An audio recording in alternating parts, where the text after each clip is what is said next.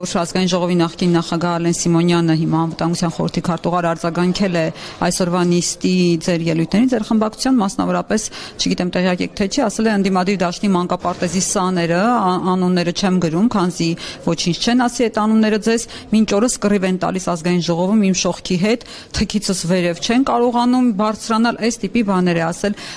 որն է ձեր արձագանքը, փոքրիկ ծաղրածուներ, ինչ որ իրենց անգրագետ շեֆերի փողերով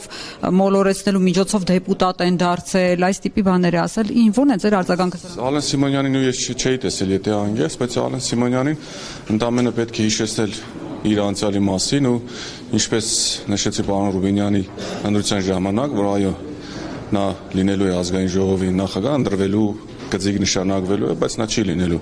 ազգային ժողովի նախագահ, նույնն էլ վերաբերում է նաև Ալեն Սիմոնյանին ու այն խոսույթը, այն փողոցային բառապաշարը, որը Ալեն Սիմոնյանը օգտագործել է, խոսում են ընդամենը իր անձի մասին ու իրեն որովհետեւ բան հագադարձելու կամ պատասխանել, ըստ իս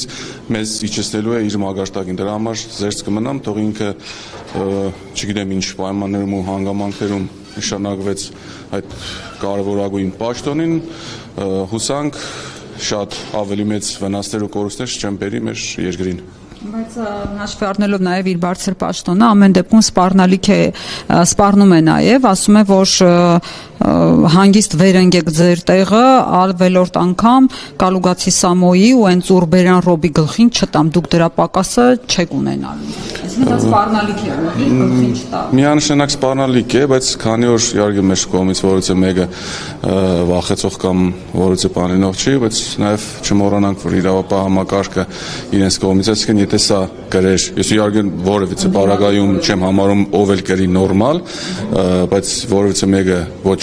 իրենց թերի տակով անցած ետաներ, մա վստահ եմ արդեն կեդիններին էին բարգացրել ու քաշտը տալով տարել էին, դրա համար ել եմ կրկնում նմանատիպ պայմաններում ընդամենը պետք է անտեսել ու առաջ գնալ։ Շնորհակալություն։